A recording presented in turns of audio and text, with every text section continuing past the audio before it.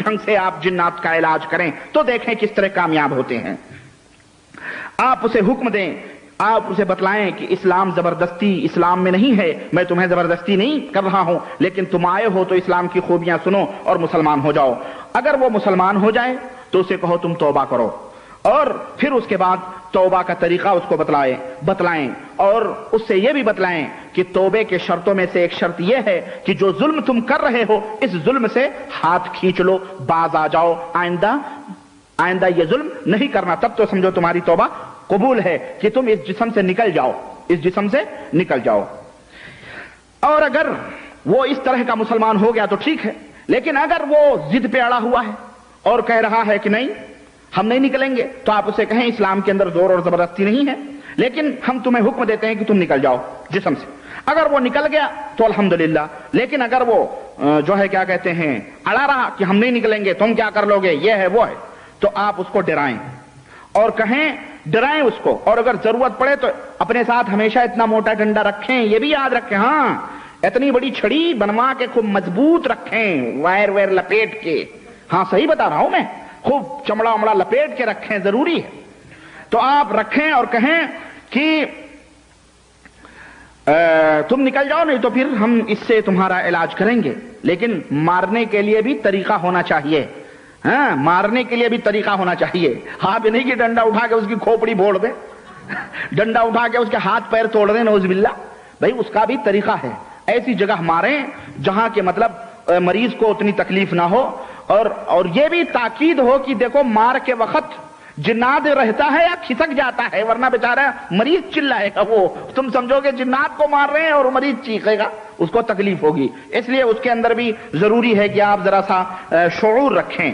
اور مارنا ہے تو اس کے کندھوں پر، اس کے رانوں پر، یا اس کے پیچھے، اس کی پیٹھ پر، یا اس کی ہاتھوں پر، یہاں ماریں. ایسی جگہ نہ ماریں کہ غریب جو ہے وہ اپاہج ہو جائے، ہاتھ پیر ٹوٹ جائے، سر پھوٹ جائے، نقصان ہو، نعوذ باللہ. ایسی چیزیں حرام ہیں بہرحال. تو اس طرح سے اگر وہ بھاگ گیا تو ٹھیک ہے. اگر موجود ہے تو اب آپ ان سورتوں کی تلاوت شروع کریں، ان آیات کی تلاوت اور ان سورتوں کی تلاوت شروع کریں جو سورتیں یا جو آیتیں جنات یا شیطان سنتے ہیں تو ان کو تکلیف ہوتی ہے. اب آپ کہو گے وہ سورتیں کون کون سی ہیں، تو نوٹ کریں. آیت الکرسی ہے، آیت الکرسی ہے. نمبر 2 سورہ یاسین ہے. نمبر 3 سورہ صافات ہے. نمبر 4 سورہ دخان ہے. نمبر 5 سورہ جن. اور نمبر 6 سورہ حشر کا آخری حصہ. اور نمبر 7 سورہ حمزہ. اور نمبر 8 سورہ اعلی. عام طور پر ہر آیت اس میں شیطان کا ذکر ہے. عام طور پر ہر آیت جس میں شیطان کا ذکر ہو یا جہنم کا ذکر ہو، اللہ کے عذاب کا ذکر ہو، وہ تمام آیتیں جناتوں کو تکلیف پہنچاتی ہیں. تمام آیتوں کو سن کے جنات اور شیطان خوف زدہ ہوتے ہیں، ڈرتے ہیں. یہ سورتیں، یہ آیتیں آپ اس کے اوپر پڑھیں. اب اگر وہ آپ کی باتوں کو قبول کر لے، یعنی جسم سے نکلنے کے لیے راضی ہو جائے، تو اب آپ پڑھنا. اگر بیچ میں وہ چلانے لگے ٹھیک ہے میں جا رہا ہوں، مثلا آپ نے صرف آیت الکرسی پڑھی اور چلانے لگا میں جا رہا ہوں، تو اب یہ نہیں کہ اب آپ پکڑ کے نہیں ہم پورا پڑھیں گے ہی، نہیں، اس سے اس کو تکلیف ہوتی ہے.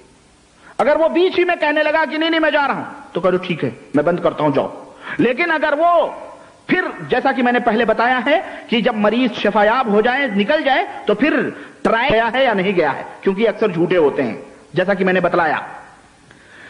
اسی طرح سے قرآن پڑھنے سے اگر بھاگ جاتا ہے اور مار رہے ہیں اور وہ بھاگ رہا ہے، تو پھر اس کے عہد لیں، جیسا کہ میں نے ابھی بتلایا ہے کہ اللہ سے اس کا عہد اور پیمان کروائیں، پھر اس کو کہیں اب تو نکل جا. یہ ہو گیا علاج کا طریقہ، مختلف طریقے سے میں نے آپ کو بتلایا. اب تیسرا مرحلہ علاج کے بعد کا مرحلہ ہے. ٹھیک ہے، مریض ماشاءاللہ الحمدللہ شفایاب ہو گیا، شیطان نکل گیا، سب کچھ ہو گیا. اب بھی کچھ احتیاطات ہیں کہ نہیں ہیں؟ دیکھیں، ایک ڈاکٹر جب دوا دیتا ہے تو दवा से पहले तशखीस करता है इसको कौन सी बीमारी है, चेक करता है। फिर जब उसको बीमारी का पता चलता है तो वो टेबलेट, गोलियां, सिरप, इंजेक्शन वो तमाम सब देता है, और फिर उसको कुछ एहतियात बताता है कि देखो ये खाना, ये खाओगे तो फिर बीमारी तुमको लौट आएगी, ये नहीं करोगे तो फिर ऐसा होगा, फिर ऐसा होगा। अब इलाज हो गया तो फिर अब वो डॉक्टर कहेगा देखना आइंदा वहां नहीं जाना, ये नहीं खाना, वो नहीं खाना, वो नहीं खाना, वरना ये तुम्हें एलर्जिक है, ये एलर्जिक है, ये एलर्जिक है, ये एलर्जिक है, ये एलर्जिक, अगर ऐसा करोगे, ऐसा करोगे तो फिर वही बीमारी होगी। होगी नहीं? डॉक्टर बताता है कि नहीं बताता है? ऐसे ही ये इलाज के बाद की चीजें मैं बता रहा हूं। अगर ये तमाम इलाज के बाद के नुस्खे अपनाते रहेंगे तो फिर कभी शैतान नहीं आएगा। नंबर एक, मरीज को अगर वो मर्द है तो उसको हुक्म दें कि वो 5 वक्त की नमाज जमात के साथ मस्जिद में अदा करे। ओह, ये तो सबसे बड़ा शैतान भागेगा इससे, है कि नहीं है? ये तो सबसे बड़ा शैतान है जो भागेगा उसके जिस्म से। 5 वक्त मस्जिद के अंदर नमाज पढ़े, पाबंदी करे। नंबर 2, टेलीविजन, गाने बजाने, अंगड़े भंगड़े ये तमाम से वो दूर रहे, हरगिज ना सुने। नंबर 3, सोने से पहले वजू बना के सोए और आयतल कुर्सी पढ़ के सोए। नंबर 4,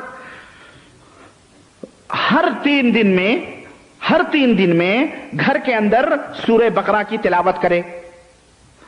हर 3 दिन में घर के अंदर सूरह बकरा की तिलावत करे। नंबर 5, सोने से पहले सूरह मुल्क पढ़ के सोए। सोने से पहले सूरह मुल्क पढ़ के सोए। और अगर आप सोच सकते हैं कि बाज लोग ऐसे भी मरीज होते हैं, औरतें हों मर्द हों, उन बेचारों को पढ़ना नहीं आता, तो फिर वो क्या करें? तो अल्हम्दुलिल्लाह आजकल कैसेटें मौजूद हैं और टेप रिकॉर्ड घर घर में मौजूद हैं। कैसेट लगाएं सूरह मुल्क की, सूरह बकरा की, या जो सूरतें हमने बतलाई हैं, इनमें वो मरीज रोजाना सुने, पढ़े नहीं तो कम से कम सुने। सुनने का तरीका ये नहीं है कि कैसेट लगा दिया, बैठ के खाना गप गप मार रहे हैं, खा रहे हैं, अरे कैसेट तो चल रही है। नहीं, जिस तरह पढ़ने के लिए वो वक्त देता है उतना ही वक्त खालिस सुनने के लिए वो दे। यह है पढ़ने का मफहूम। आजकल बड़े बड़े हीले निकले, किचन में लगा दो, काम भी करते रहो, सूरह बकरा सुन रहे, हो गई तलावत, खलास। नहीं, उस वक्त बावजू होके, फारिग होके बैठ के वो पूरी सूरह बकरा सुने, या सोने के वक्त वो पूरा काम करे। समझ रहे हैं आप? कुरान को बना लिया शैतान भगाने के लिए, बस सुबह शाम चुम चाम करके अगरबत्तियां जुलवा के जीनत बना के रखे हुए, कभी कोई नसीब ही नहीं होता।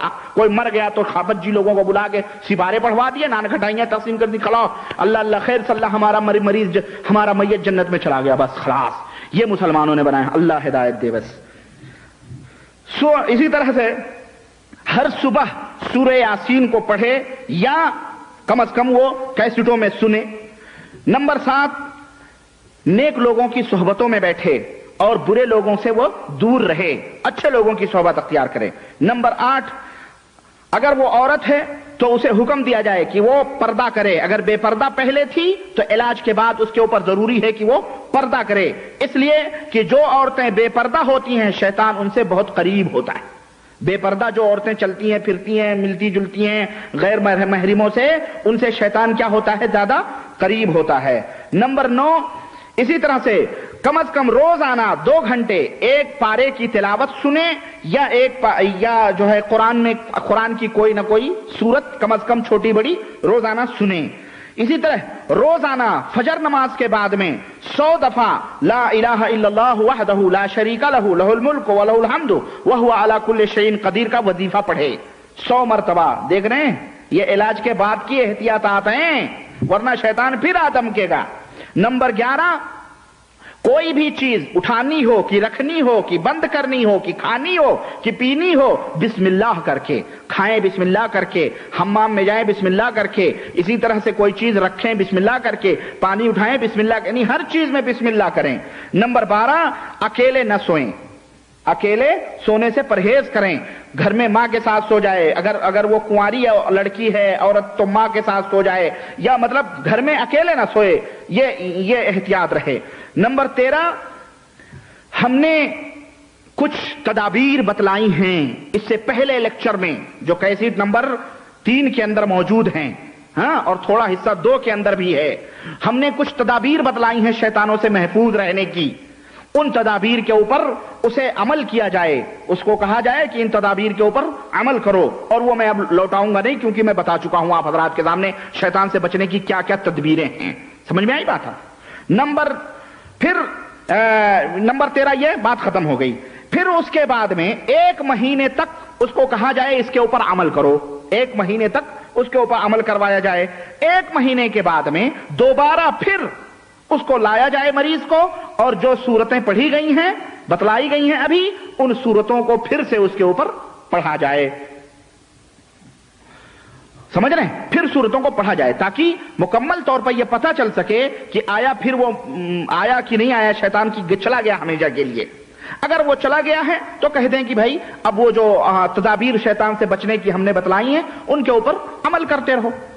یہ ہو گئی بات آپ کی تدابیر کے بعد کی تیسرے مرحلے کی تشریح اور اس کی تفصیل. اچھا, علاج کرنے والے کے لیے کچھ ضروری ہدایات, علاج کرنے والے کے لیے مزید کچھ ضروری ہدایات. وہ جو میں نے پہلے بتلایا ہے وہ علاج کرنے والے کے کچھ صفات ہیں, یہ علاج کرنے والے کے لیے کچھ ضروری ہدایات ہیں. نمبر 1, کبھی کبھی جب وہ آیتیں مریض پڑھے اور مریض کے حالت کو دیکھے اور اس کے منہ سے یعنی تھوک نکلنا شروع ہو, یا اس کی سانسیں رکنی شروع ہوں, یا گھگھیانا شروع ہو کہ جیسے اس کا کوئی گلا دبا رہا ہو, ہاں, اور اس کے باوجود بھی کوئی چیز حاضر نہ ہوتی ہو, تو 3 دفعہ انہی صورتوں کو جو ہم نے بتائی ہیں پیچھے 16 قسم کی آیتیں, ان کو 3 دفعہ اس کو پڑھا جائے. یعنی صرف گھگھیا رہا ہے, منہ سے خون پانی نکل رہا ہے یا چلا رہا ہے بس, لیکن حاضر نہیں ہو رہا ہے, تو یہ نہیں کہ بھئی ایک ہی دفعہ میں چھوڑ دیا جائے, نہیں, 3 دفعہ اس کے اوپر پڑھا جائے. اگر اس کے باوجود بھی کچھ بھی ظاہر نہ ہو, کچھ بھی حاضر نہ ہو, جن وغیرہ, تو پھر اس کو چند تعلیمات دی جائیں. وہ تعلیمات کیا ہیں؟ وہ یہ ہیں. نمبر 1, 5 وقت کی جماعت کے ساتھ نماز کی حاضری. نمبر 2, گانے بجانے موسیقی وغیرہ یہ تمام سب ٹیلی ویژن وغیرہ سے دوری. نمبر 3, سونے سے پہلے وضو اور آیت الکرسی کا پڑھنا. نمبر 4, گھروں کے اندر جاندار یا جس کمرے میں وہ رہتا ہے جاندار چیزوں کی تصویروں سے پاکی. نمبر 5, ہر چیز کے اندر بسم اللہ کرنا. نمبر 6, زیادہ سے زیادہ لا الہ الا اللہ, لا الہ الا اللہ محمد رسول اللہ, لا الہ الا اللہ پڑھنا. نمبر 7, سونے سے پہلے سورہ صافات, سورہ دخان, سورہ جن پڑھنا اور سونا یا ان سورتوں کا سن کر کے سونا. نمبر 8, ہر صبح سورہ یاسین, سورہ رحمان اور سورہ معارج کا پڑھنا یا سننا. نمبر 9, اکیلے نہ سونا. نمبر 10, صبح اور شام کے جو اذکار ہیں جو ہم نے بتائے ہیں آپ کو پچھلے محاضروں میں, ان اذکار کو پڑھنا یا ان کا سننا. نمبر 11, عورت ہے تو شرعی پردے کے اندر رہنے کا حکم دینا اور گھر سے خوشبو سینٹ ونٹ مار کے نہ نکلنے کا حکم دینا اگر وہ عورت ہے تو. نمبر 12, مرد کے لیے جائز ہے بھائی, مرد کے لیے خوشبو لگانا جائز ہے. یہ عورت کی میں بات بتا رہا ہوں. 11 نمبر جو ہے کہ پردے کے ساتھ رہیں, اور اسی طرح مرد بھی بے پردہ عورتوں کے ساتھ نہ ملے. یہ بھی ہے, مرد جو عورتیں اس کے لیے اوپر حرام ہیں, جائز ہیں, حلال ہیں, ان کے سامنے نہ ہو, بلکہ یعنی ان کے ساتھ نہ ملے, بلکہ ان کو پردے کا حکم دے. نمبر 12, چند صورتیں ہیں جو میں ابھی بتا رہا ہوں, ان صورتوں کو ترتیب کے ساتھ, جو مصحف قرآن کے اندر ترتیب ہے اسی کے ساتھ ریکارڈ کروا کر کے, ہاں, ہفتے میں ایک دن 4 یا 6 مرتبہ ان صورتوں کو سننا. ہاں, ان صورتوں کو 4 یا 6 مرتبہ ہفتے میں ایک دن سننا. وہ صورتیں کون کون سی ہیں؟ نمبر 1, سورہ فاتحہ. نمبر 2, سورہ بقرہ. نمبر 3, سورہ آل عمران. نمبر 4, سورہ انعام. نمبر 5, سورہ ہود. نمبر 6, سورہ کہف. نمبر 7, سورہ حجر. نمبر 8, سورہ سجدہ. نمبر 8, سورہ احزاب. نمبر 9, سورہ یاسین. نمبر 10, سورہ صافات. نمبر 11, سورہ فصلت. نمبر 12 سورہ دخان، نمبر 13 سورہ فتح، نمبر 14 سورہ حجرات، نمبر 15 سورہ قاف، نمبر 16 سورہ ذاریات، نمبر 17 سورہ رحمان، نمبر 18 سورہ حشر، نمبر 19 سورہ صف، نمبر 20 سورہ جمعہ، نمبر 21 سورہ منافقون، نمبر 22 سورہ ملک، نمبر 23 سورہ معارج، نمبر 24 سورہ جن، نمبر 25 سورہ تکویر، نمبر 26 سورہ انفطار، نمبر 27 سورہ بروج، نمبر 28 سورہ طارق، نمبر 29 سورہ اعلی، نمبر 30 سورہ غاشیہ، اور نمبر 31 سورہ فجر، نمبر 32 سورہ بلد، نمبر 33 سورہ زلزلہ، نمبر 34 سورہ قارعہ، نمبر 35 سورہ حمزہ، اور نمبر 36 سورہ کافرون، نمبر 37 سورہ مسد، نمبر 38 سورہ اخلاص، اور نمبر 39 سورہ فلق، اور نمبر 40 سورہ الناس۔ ان سورتوں کو ترتیب کے ساتھ کیسٹ میں ریکارڈ کر کے ہفتے میں ایک دن، ہر ہفتے میں ایک دن 4 مرتبہ یا 6 مرتبہ کے درمیان 3 مرتبہ یا 5 مرتبہ یا 4 مرتبہ یا 6 مرتبہ سننا ان سورتوں کو، ہفتے میں ایک دن۔ ہاں آپ لوگ کہیں گے تو پورا قرآن ہو گیا مولانا، ہے کہ نہیں ہے؟ لیکن ایسی بات نہیں ہے۔ اور اسی طرح سے ایک مہینے کے بعد میں پھر اس کے اوپر انہی صورتوں کو جو معالج کے لیے یہ تنبیہات ہیں کہ جو صورتیں پیچھے بتلائی گئی ہیں 16 قسم کی، ان آیتوں کو اس کے اوپر پڑھا جائے تو یا تو جن بھاگ جائے گا اس جسم سے، تو پتہ چلے گا یا تو جن بھاگا ہوا رہے گا نہیں آئے گا، اور یا تو اس کے اوپر حاضر ہوگا۔ اگر نہیں آیا ہے ایک مہینے کے بعد، پھر اگر نہیں آیا ہے تو الحمدللہ، اور اگر تو یوں سمجھ لو کہ اب اس کو اللہ تعالیٰ نے شفا دی ہے۔ اور اس کی نشانی یہ ہے کہ مثلا اگر اس کو پیٹ میں درد تھا، جسم میں درد تھا، سر میں درد تھا، آنکھ میں درد تھا، تو اب وہ درد نہیں ہو رہا ہے، یا وہ ڈراؤنے خواب دیکھتا تھا وہ خواب نہیں ہے، اسی طرح سے وہ دعائیں پڑھنے سے متاثر نہیں ہوتا ہے، تو یوں سمجھ لو وہ جن اب اس سے چلا گیا ہے۔ لیکن اگر جن ہوگا تو وہ حاضر ہوگا، تو یوں سمجھ لو کہ اب وہ اتنا پڑھنے کے بعد میں ضرور آپ کے سامنے کمزور ہو کر کے آئے گا۔ اب اگر ایسی حالت ہو گئی تو پھر آپ وہی علاج اس کو بتلائیں، اور جیسا کہ میں نے ابھی آپ کو بتایا ہے وہ صورتیں اس کو پڑھنے کا، سننے کا حکم دیں۔ ایک تو یہ ہو گئی، ایک حالت یہ ہو گئی۔ معالج کے لیے دوسری ہدایت یہ ہے کہ کبھی کبھی جن حاضر ہوتا ہے لیکن وہ نکلنے کا انکار کرتا ہے، تو جیسا کہ ابھی میں نے بھی تھوڑی دیر پہلے میں نے بتلایا کہ اس کے اوپر وہ صورتیں پڑھی جائیں جن صورتوں کے پڑھنے سے اس کو تکلیف ہوتی ہے، تو وہ صورتیں اس کے اوپر پڑھی جائیں۔ اگر وہ اصرار کر رہا ہے، نہیں جا رہا ہے، تو پھر اس کا علاج یہ ہے کہ اس کو مار کے ذریعے اس کو بھگایا جائے۔ اگر اس کے باوجود بھی وہ اصرار کر رہا ہے تو ابھی جو تعلیمات دی گئی ہیں صورتوں کی کہ یہ صورتیں کیسٹ میں ریکارڈ کر کے اس کو سننے کا حکم دیا جائے، تو اس کو کہا جائے کہ 1 مہینے تک ان تعلیمات کے اوپر وہ مریض عمل کرے۔ تیسری چیز معالج کے لیے ایک ہدایت تیسری یہ ہے کہ کبھی کبھی مریض کے اوپر جب دعائیں پڑھی جاتی ہیں تو وہ مریض رونا شروع کر دیتا ہے، اور جب اس سے رونے کا سبب پوچھو تو وہ کہتا ہے کہ مجھے نہیں پتا میں کیوں رو رہا ہوں، میں مجبور ہوں رونے پر، اس لیے میں رو رہا ہوں، اور میں اپنے نفس کے اوپر، اپنے آپ کے اوپر میں کنٹرول نہیں رکھ پا رہا ہوں۔ وہ مریض مجبور ہوتا ہے رونے پر، اپنے آپ کے اوپر وہ کہتا ہے میں کنٹرول نہیں رکھ پا رہا ہوں، مجبور ہوں میں، تو آپ سمجھ جائیں یہ سحر کی حالت ہوتی ہے، یعنی اس کے اوپر جادو کیا گیا ہے، اس کے اوپر کیا ہے؟ جادو کیا گیا ہے۔ اور اگر آپ اپنے اس تجربے کو مبرہن کرنا چاہتے ہیں، یعنی دلیل چاہتے ہیں اس تجربے کی، تو آپ اس کے اوپر چند آیتیں پڑھیں، اور وہ آیتیں یہ ہیں۔ نمبر 1 سورہ یونس آیت نمبر 81 سے لے کر 82، یعنی قال موسیٰ ما جئتم بہ السحر سے لے کر کے ولو کرہ المجرمون تک۔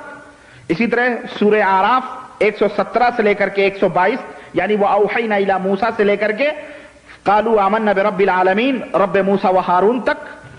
اسی طرح سے इन्नमा सनऊ कैद साहिरिन, सूरह ताहा आयत नंबर 69 यानी 69, आप उसके ऊपर पढ़ें और इन आयतों को उसके कान में 7 मरतबा पढ़ें। अगर पढ़ने से मजीद वो रोना शुरू करता है और उसका रोना बढ़ जाता है तो आप यूं समझ लें कि ये जादू की हालत होती है, यानी इसके ऊपर जादू किया गया है। और इसकी तशरीह इंशाअल्लाह तबारक व तआला मैं जादू के लेक्चर में, जादू की हकीकत जब मैं बयान करूंगा तो मैं उसकी तफसील आपके सामने बयान करने की दूसरे मजलिस में कोशिश करूंगा। चौथी हिदायत मुआलिज के लिए यह है कि कभी कभी जिन्न हाजिर होता है और वो चीखता और चिल्लाता है और डराता और धमकाता है कि मैं तुझे बर्बाद कर दूंगा, मैं तेरे औलाद को खत्म कर दूंगा, देख तू मुझे इलाज मत कर, ये मत कर, वो कर, डराएगा, धमकाएगा। तो ये नहीं कि आप छोड़ छाड़ के भाग जाएं, ना, आप उससे हरगिज हरगिज न डरें। आप उससे हरगिज हरगिज न डरें, बल्कि डंडा उठाएं और जरा 2-4 जमा दें और कहते हैं सुकून से बैठ, मैं पीट पाट के मैं बर्बाद कर दूंगा, याद रख, सुकून से बैठ। उसको अदब सिखाएं, अदब से बात कर, तू किससे बात कर रहा, समझ? क्योंकि आप माशाअल्लाह आपके पास पूरा इल्म अल्हम्दुलिल्लाह, जिन्नात का हकीकत पूरा सब कुछ पता है आपको, आप उसको डंडे से मार के अदब सिखाएं तो इंशाअल्लाह ताला वो सुकून में बैठ जाएगा। जब देखेगा फरीक़े मुखालिफ बड़ा मजबूत है तो वो सुकून से बैठ जाएगा। अब उसके बाद में और उसको बताएं, उसके ऊपर कहें कि अल्लाह ताला ने कुरान में फरमाया इन्ना कैद शैतान कान दईफा, शैतान का मकर जो होता है यह बहुत कमजोर होता है।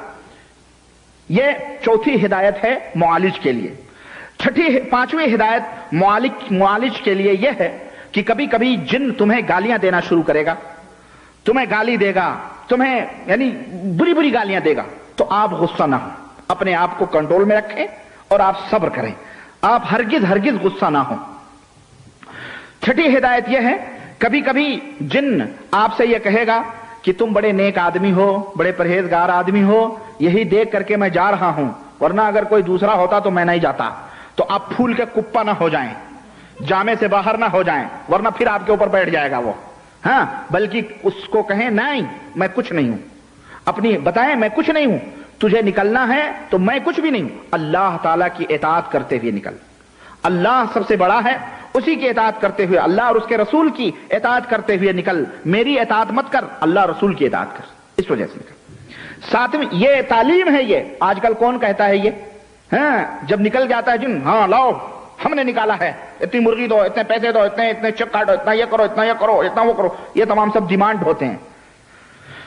सातवीं हिदायत मुआलिज यानी डॉक्टर के लिए यह है कि कभी कभी जो जिन्न है, जिसने जो सता रहा है, बहुत ज्यादा जिद्दी आप उसको पाएंगे।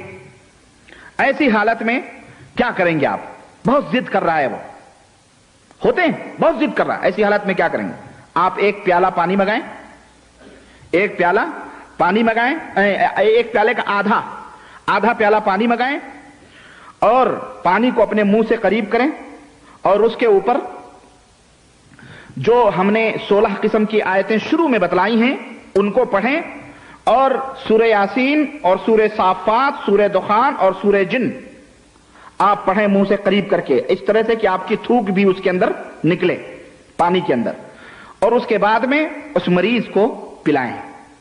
इंशाअल्लाह तबारक तआला वो उसको दर्द तो महसूस करेगा लेकिन फिर आपके सामने वो सरकशी नहीं करेगा और इंशाअल्लाह ताला अल्लाह के हुक्म से वो निकल भी जाएगा वहां से। समझ आई आपको?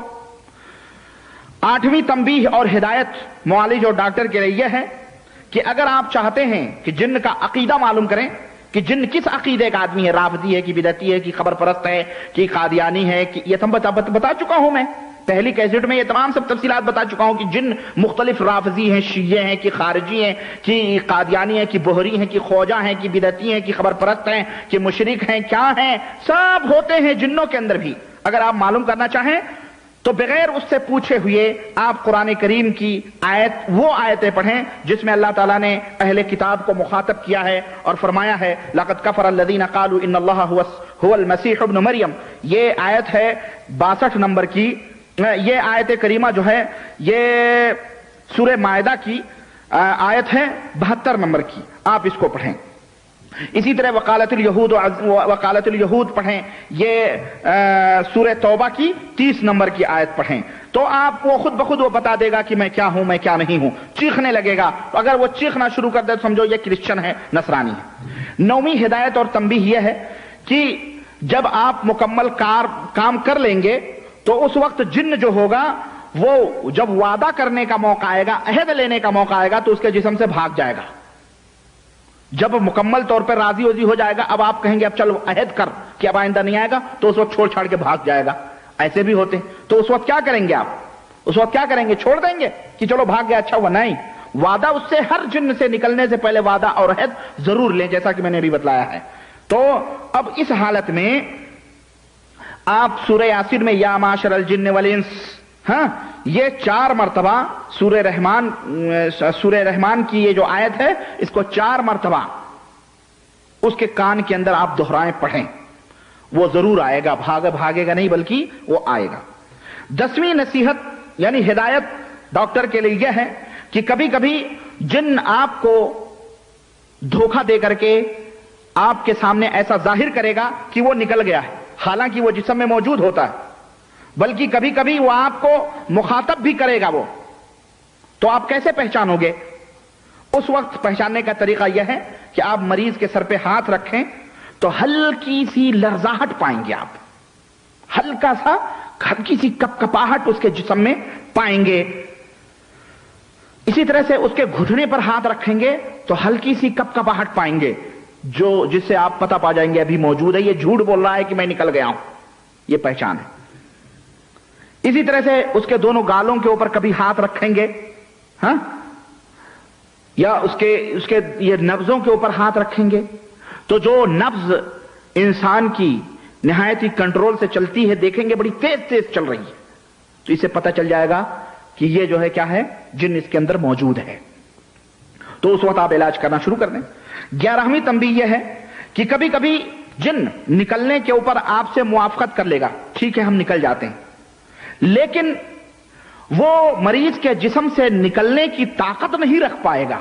اب آپ سوچیں گے یہ کیسے ہو سکتا ہے؟ داخل ہونے کی طاقت رکھ گیا تو نکلنے کی طاقت کیوں نہیں مل رہی ہے اس کو؟ ہوتا ہے. کبھی وہ جن چھوٹا ہوتا ہے، یا پہلی دفعہ وہ کسی انسان کو اس نے پکڑا ہے تو اس کو تجربہ نہیں ہے، داخل ہو گیا لیکن نکلنا نہیں جانتا ہے نا، یا یعنی اس کو تجربہ نہیں ہے، اور وہ خود بخود جانے کے لیے پھر آپ سے کہے گا اور کہے گا کہ میں نکل نہیں پا رہا ہوں، مجھے آپ کوئی راستہ بتلائیں، میری مدد کریں تاکہ میں مریض کے جسم سے نکل جاؤں. تو اس وقت آپ اس کے اوپر پوری سورہ یاسین پڑھیں، مکمل سورہ یاسین اس کے کان میں پڑھیں اور اس کو حکم دیں. اس کے لیے انشاءاللہ تعالی جسم سے نکلنے کے لیے آسانی ہو جائے گی. 12ویں نصیحت اور تعلیم اور ہدایت معالج یعنی جو علاج کرنے والا اس کے لیے یہ ہے کہ جو قرآن کی آیتیں بتلائی گئی ہیں پڑھنے کے لیے، ہاں، شروع میں 16 قسم کی، ان آیتوں کو ترتیل کے ساتھ، اچھی آواز کے ساتھ اور خشوع اور خضوع کے ساتھ اللہ تعالیٰ سے امید کرتے ہوئے، ہاں، اس طرح سے پڑھی جائیں اس کے کان میں. 13ویں نصیحت یہ ہے کہ کبھی کبھی جن شرط لگائے گا کہ میں نکلوں گا، لیکن ایک شرط ہے، میں نکلوں گا اس کے جسم سے لیکن میرے کچھ شرطیں ہیں، کچھ شرط ہے، اس کو مانو تو میں نکلوں گا. اب اگر وہ شرط اللہ کی اطاعت اور رسول کی اطاعت کے اندر ہیں تو پھر آپ قبول کر لیں. مثلا وہ کہے میں اس سے نکلوں گا لیکن ایک شرط ہے کہ یہ 5 وقت کی نماز پڑھے جماعت کے ساتھ، میں نکلوں گا اس مریضہ سے لیکن شرط یہ ہے کہ یہ نماز پڑھے جماعت کے ساتھ، میں نکلوں گا اس مریضہ سے لیکن شرط یہ ہے کہ یہ ہمیشہ پردے کے ساتھ رہے، میں نکلوں گا ہمیشہ پاک و صاف رہے. اس طرح کی اگر وہ شرط لگا رہا ہے تو کوئی حرج نہیں، بے شک منظور ہے، یہ ہمیشہ نماز پڑھے گا 5 وقت، یہ پردے کے اندر رہے. لیکن اگر وہ ایسی شرط آپ کے اوپر لگا رہا ہے جو اللہ اور اس کے رسول کی اطاعت سے مخالف ہو، مثال کے طور پہ کوئی عورت ہے، وہ کہہ رہا ہے میں نکلوں گا اس عورت کے جسم سے لیکن جب میں نکلوں گا تو میں اس سے مصافحہ کروں گا. ہرگز نہیں، نکلو گے تم لیکن مصافحہ نہیں کرو گے. ہم نکلیں گے لیکن ہمارے لیے کالے رنگ کا مرغا ذبح کرو، ہمارے لیے فلانا بکرا ذبح کرو، ہمارے لیے یہ کرو، ہمارے لیے وہ کرو، یعنی ایسی فلانے درگاہ پہ جاؤ. بعض ہوتے ہیں یہاں نہیں چھوٹوں گی۔ بعد ہم نے مزاروں پہ چھڑائے ہیں جن، جب تھے زمانے جاہلیت میں تو اس وقت بعض جن کہتے تھے، وہ عورت بولتی تھی یہاں نہیں چھوٹوں گی، یہاں نہیں چھوٹوں گی، یہاں نہیں چھوڑوں گا، کہاں چھوڑیں گے؟ او بہرائچ شریف بابا کے یہاں چھوڑیں گے، فلانے بابا کے یہاں چھوڑیں گے، فلانے بابا کے یہاں چھوڑیں گے، یہاں نہیں چھوڑیں گے۔ اس طرح کے شرط لگاتے، یا گھروں میں مارو تو کہیں گے فلانے بابا کے یہاں لے کے چلو تو میں چھوڑ دوں گا۔ مریض ایسے بھی شیطان شرک میں ملوث کرتے ہیں، سمجھ میں آئی آپ کو؟ ہاں، یہ جتنے بھی ہیں باباؤں کے اوپر یہی شیطان لے کے جاتا ہے خبیث، وہ چاہتا ہے یہ شرک کرے، مشرک بنے، اور پھر چھوڑتا نہیں ہے اس کا پیچھا۔ تو اگر اللہ اور اس کے رسول کی اطاعت کے شروط ہوں تو مان لیں، اور اللہ اور اس کے رسول کی اطاعت کے شروط نہ ہوں اور معصیت ہو، نافرمانی ہو، تو ہرگز نہ قبول کریں، بلکہ اس کی سزا اس کو دی جائے گی۔ 14ویں نصیحت اور تنبیہ اور تعلیم معالج کے لیے یہ ہے کہ جب مریض صحیح ہو جائے تو اس کو حکم دو کہ اب تم وضو بنا کے اور سجدہ شکر ادا کرو، اللہ تعالیٰ کا شکر ادا کرو کہ اللہ تعالیٰ نے تمہیں اس ظالم سے نجات عطا فرمائی ہے اور اسی کی توفیق سے یہ ظلم تمہارے اوپر سے اٹھا ہے۔ 15ویں نصیحت یہ ہے کہ اگر معالج کے لیے نصیحت ہے کہ اگر اللہ نے تمہارے ہاتھوں سے کسی کا فائدہ دیا ہے، کسی جن کو تمہارے ہاتھوں سے اللہ تعالیٰ نے دور بھگایا ہے، تو آپ ہرگز نہ اپنی زبان سے کہیں کہ میں نے اس جن کو نکالا ہے، میں نے اس کو بھگایا ہے، میں نے ایسا کیا ہے، میں نے یہ کیا ہے، میں نے یہ کیا، ہرگز نہیں، بلکہ یہ کہیں یہ سب اللہ تبارک و تعالیٰ نے کیا ہے، اللہ تبارک و تعالیٰ نے بھگایا ہے، اللہ تبارک و تعالیٰ نے تمہیں بچایا ہے، اللہ تبارک و تعالیٰ نے تمہیں شفا دی ہے، تاکہ غرور اور گھمنڈ جو شیطان کے داخل ہونے کی ایک جگہ ہے، اس سے تم بچے رہو۔ 16ویں اور آخری نصیحت یہ ہے کہ جو شخص علاج کرنے کا ارادہ کرے اس کے لیے مناسب اور بہتر یہ ہے کہ چند کتابیں وہ پڑھ لے۔ ایک کتاب ہے تلبیس ابلیس، اس کا اردو میں ترجمہ ہو چکا ہے، یہ بھی پڑھ لیں۔ اغاثۃ اللہفان، یہ عربی میں ہے، یہ بھی پڑھیں۔ الفرقان بین اولیاء الرحمن و اولیاء الشیطان، علامہ ابن تیمیہ رحمۃ اللہ علیہ کی اردو میں ترجمہ ہے، یہ بھی پڑھیں۔ اسی طرح علامہ ابن تیمیہ کی رسالۃ الجن ایک کتاب ہے، اردو میں ترجمہ ہے، وہ بھی پڑھیں۔ اسی طرح عالم الجن والشیطان ایک کتاب ہے، یہ بھی پڑھیں۔ اسی طرح احکام المرجان مع تنبیہ علی احکام المرجان بھی پڑھیں۔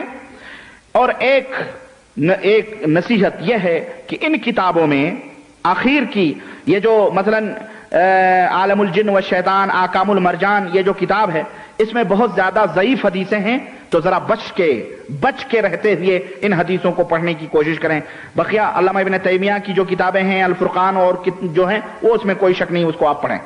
اسی طرح سے ہم یہ بھی نصیحت کریں گے علاج کرنے والے کو کہ صحیح بخاری میں جو باب بدء الخلق ہے اس کو فتح الباری کی شرح کے ساتھ پڑھیں۔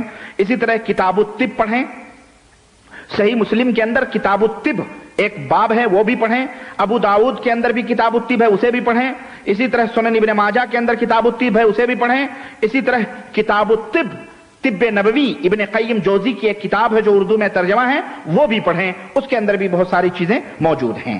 آئیے آخری بات میں آپ کے سامنے عرض کر کے اپنی بات کو ختم کروں کہ یہ وہ طریقہ ہے جو شریعت نے حلال کیا ہے اور ہمارے لیے جائز طریقہ ہے۔ آخری طریقہ میں بتا کے اپنی گفتگو ختم کرتا ہوں، اور وہ طریقہ وہ ہے جنوں کے نکالنے کے حرام طریقے، جنوں کے نکالنے کے حرام طریقے، تاکہ آپ حلال اور حرام کا فرق کر سکیں۔ جنوں کے نکالنے کا حرام طریقہ یہ ایک زیارت کرنے کا طریقہ ہے، اور وہ زیارت کرنے کا طریقہ یہ ہے کہ مریض کے گھر میں تمام اعزاء اور اقارب جمع ہوتے ہیں، پھر مریض کو سجایا اور سنوارا جاتا ہے، گانے اور یا اگر عورت ہوتی ہے تو اسے دلہن بنایا جاتا ہے، اسے سونے چاندی کے زیورات سے مزین کیا جاتا ہے۔ یہ عربوں میں ادھر ہوتا ہے کہیں، سمجھ رہے ہیں، اور ہمارے یہاں بھی ہوتا ہوگا بہرحال۔ اور پھر ڈھول اور تاشے اور پھر انگڑے بھنگڑے ڈال کے خوب ناچا جاتا ہے، گایا جاتا ہے، راتوں کو جشن منایا جاتا ہے، اور شرک بدعت خرافات کیے جاتے ہیں۔ یعنی اس قسم کے اعمال اور اس طرح سے جنات کو نکالا جاتا ہے، یہ جنات کو نکالنے کا حرام طریقہ ہے۔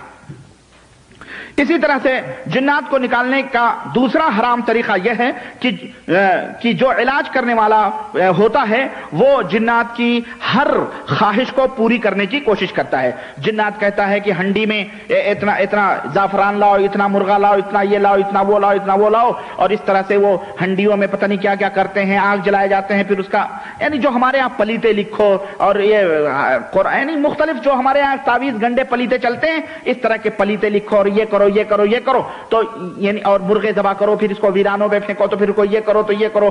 یہ تمام سب حرام طریقے ہیں شریعت میں، یہ تمام سب حرام طریقے ہیں. اور اسی طرح سے جن یہ کہتا ہے کہ کوئی جانور ذبح کرو یا سونا پہنا دو یا جو ہے کیا کہتے ہیں سگریٹ یا بیڑی دے دو. اس کے علاوہ بہت سارے حرام چیزوں کا وہ حکم دیتا ہے. اور ظاہر ہے کہ یہ چیزیں حرام ہیں اس لیے کہ آپ اس میں ظالم کی مدد کر رہے ہیں. ایک تو یہ کہ اس کے ظلم کے اوپر ظالم کی مدد کر رہے ہیں، دوسرے آپ اللہ کی نافرمانی میں جنات کی اطاعت اور فرما برداری کر رہے ہیں. اور تیسرا حرام طریقہ جنات کو چھڑانے کا یہ ہے کہ اور یہ طریقہ ایک جادوگر ہی اپناتا ہے. اور وہ کیا ہے؟ وہ لوگ جن کے انڈر میں کچھ موکل ہوتے ہیں. کہتے ہیں نا ہمارے یہاں سفلی علم ہے، ہمارے پاس اتنے موکل ہیں. بابا نے اپنے موکل کے ذریعے منگایا، وہ مٹھائی منگا دی، وہ فلانا کر دیا. موکل کے ذریعے سے جناتوں کو بھگانا، یعنی جن کے ذریعے سے جن کو بھگانا. اور ظاہر ہے کہ یہ جتنا ہی حرام میں وہ پیر یا وہ جو موکل والا آدمی ہے جتنا ہی حرام اور شرک میں ڈوبا ہوگا اتنا ہی زبردست اس کا گنڈا ہوگا. بھئی ہمارے ہاں اگر کسی گنڈے کو پٹوانا ہو تو ظاہر ہے اسے ڈبل گیم کا گنڈا لانا پڑے گا پٹوانے کے لیے، تو ظاہر ہے اسے ڈبل پیسے دینے پڑیں گے، ہے کہ نہیں؟ تو اسی طرح سے جتنا ہی شرک میں وہ ڈوبا ہوگا اتنا ہی زبردست اس کا موکل ہوگا اور جنات سے ٹکرا کے اس جنات کو ختم کرے گا، قتل کرے گا، مارے گا، بھگائے گا، کچھ بھی کرے گا. تو یہ بھی اسلام کے اندر حرام ہے کہ جن کو چھڑانے کے لیے جن کی مدد لی جائے.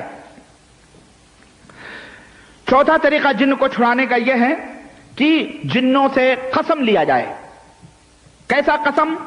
تو اپنے قبیلے کے سردار کی قسم کھا، سلیمان علیہ السلام کی قسم کھا، فلانے کی قسم کھا، فلانے کی قسم کھا، یہ قسم لینے کی تو نہ آئے ہرگز.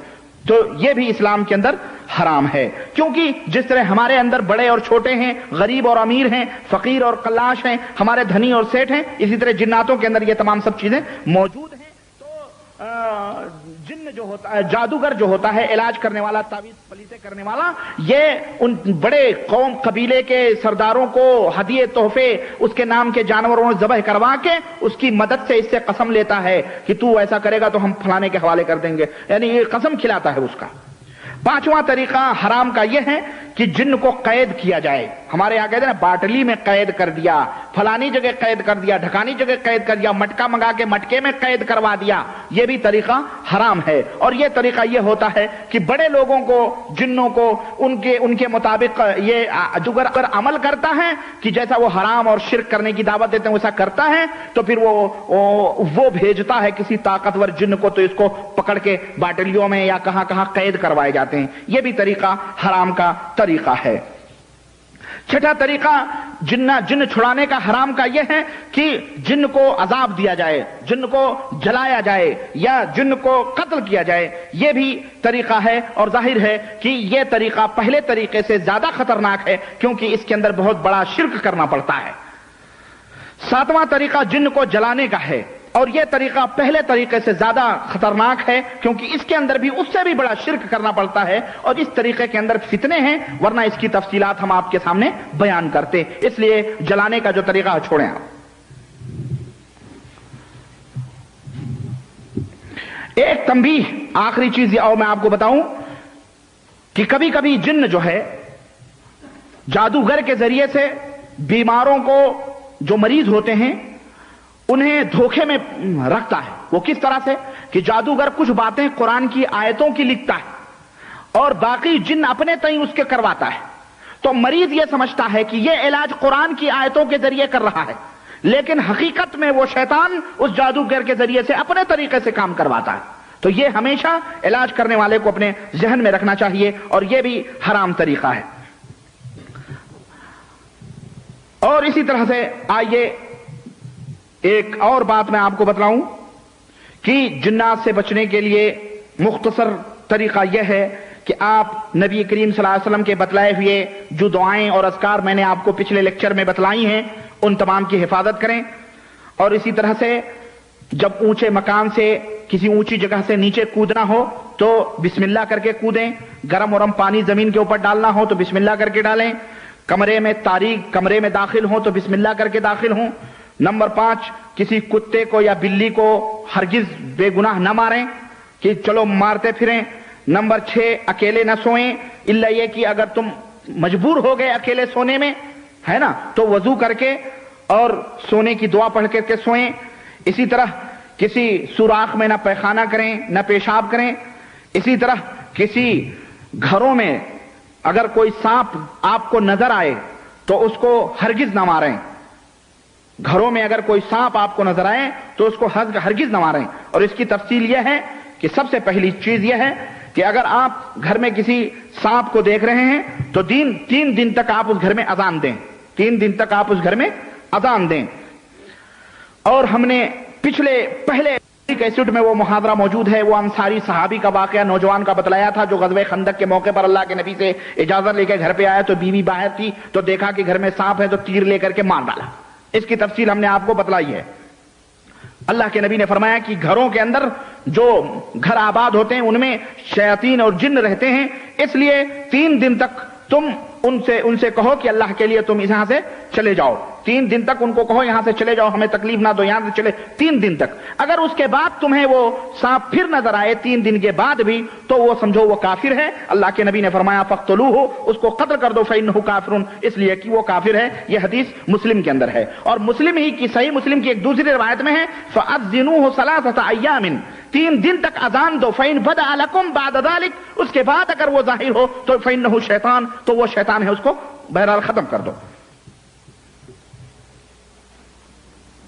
اور ایک طریقہ یہ بھی ہے کہ شیطان سے کیسے، اس سانپ سے کیسے کہیں گے کہ تو یہاں سے نکل جا۔ اس کا طریقہ یہ ہے کہ آپ اس سے کہیں کہ میں تمہیں اس وعدے کی قسم دیتا ہوں جو وعدہ تم نے سلیمان ابن داؤد سے لیا تھا، سلیمان ابن داؤد نے جو تم سے لیا تھا کہ میرے بعد کسی کو تم تکلیف نہ پہنچانا اور نہ ہمارے علاوہ کسی کے اوپر تم ظاہر ہونا، ہم تمہیں وہ وعدے کی قسم دے کر کے تمہیں ہم کہتے ہیں تم یہاں سے چلے جاؤ۔ اگر وہ چلا جائے 3 دن کے اندر تو ٹھیک ہے، ورنہ مارے۔ دوسری چیز یہ ہے کہ 3 دن کے بعد اگر تمہیں یہ سانپ نظر آئے تو اس کو قتل کر دو، اس لیے کہ یا تو وہ شیطان ہے، یا تو وہ یہودی جن ہے، یا کرسچن جن ہے، یا وہ مسلمان جن ہے نا، یا وہ حقیقی طور پر سانپ ہے۔ بہرحال کوئی بھی ہے، باغی مسلمان ہے یا یہودی جن ہے یا نصرانی جن ہے، قتل کر دو، تمہیں انشاءاللہ کوئی تکلیف نہیں ہوگی۔ تیسری چیز یہ ہے کہ اگر گھر میں کوئی ایسا سانپ نظر آئے جس سانپ کے جسم پر 2 سفید لکیریں ہوں، جس سانپ کی پیٹھ پر 2 سفید لکیریں ہوں، یا کوئی ایسا سانپ نظر آئے جس کی دم چھوٹی ہو، جس کی دم پونچھ جو اس کی ہو، دم جو ہو وہ چھوٹی ہو، تو ایسے دونوں سانپوں کو بغیر 3 دن کی اجازت کے بھی قتل کیا جا سکتا ہے۔ اللہ کے رسول صلی اللہ علیہ وسلم نے اس سلسلے میں حکم دیا ہے کہ ایسے لوگ جن نہیں ہوتے ایسے لوگوں کو فوراً قتل کر دیا جائے۔ اسی طرح اگر مسجد کے اندر، چنانچہ اس کی دلیل حضرت ابو لبابہ کہتے ہیں کہ نبی کریم صلی اللہ علیہ وسلم نے گھروں کے اندر یہ جو 2 لکیر والے سانپ ہیں جن کے پیٹھوں پہ سفید لکیر ہوتی ہے اور چھوٹی دم والے سانپوں کو قتل کرنے کا حکم دیا، یہ مسلم کی حدیث ہے۔ چوتھی چیز یہ ہے کہ اگر گھر سے باہر کوئی تمہیں سانپ نظر آئے تو تم اسے ختم کر دو، کیونکہ یہ جن جو ہوتے ہیں وہ آباد گھروں میں سانپ بن کے ہوتے ہیں، باہر وہ سانپ بن کر کے نہیں چلتے ہیں، اس کو تم ختم کر دو۔ یہ حدیث صحیح مسلم کے اندر ہے۔ 5ویں چیز یہ ہے کہ اگر تم مسجد کے اندر سانپ پاؤ، بچھو پاؤ تو اسے بھی قتل کر دو، اسے بھی قتل کر دو۔ 9ویں چیز یہ ہے کہ راتوں کو صحرا میں اکیلے ہرگز نہ جاؤ، ہرگز قیام نہ کرو، نہ ہرگز جاؤ صحرا میں اکیلے۔ 10ویں چیز یہ ہے کہ جب بھی کوئی بھاری چیز زمین کے اوپر پھینکنی ہو، کوئی لکڑی کا بوٹا پھینکنا ہو، کوئی لوہا پھینکنا ہو، وزنی چیز، تو بسم اللہ کر کے پھینکو، بسم اللہ کر کے پھینکو. تو میرے عزیز، میرے دوست، یہ چند نصیحتیں اور چند علاج کے طریقے تھے اور چند ہدایات، تعلیمات، تنبیہات تھیں جو ہم نے آپ کے سامنے رکھے. میری خواہش تو یہ بھی تھی کہ میں کچھ نمونے آپ کے سامنے گفتگو کے، جن اور بھوت کے، شیطانوں کے رکھتا کہ یہ کیسے گفتگو کرتے ہیں، لیکن بہرحال انشاءاللہ موقع ملا تو ہم جادو